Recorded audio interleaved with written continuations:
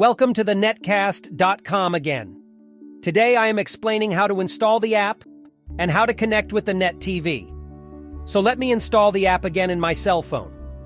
You can install app in your cell phone. It will take some time to install. Once you install the app, then you can get the 6-digit code on your device.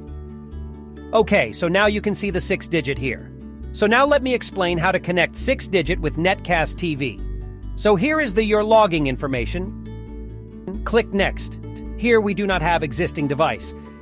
You can add your existing device. You can add the new device and add 6-digit here. 1AF16B. You can add your trial number, which was sent in your email, or you can use this one.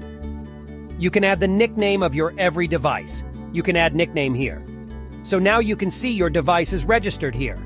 I will explain in the next video how to connect the Chromecast with this device. Thank you.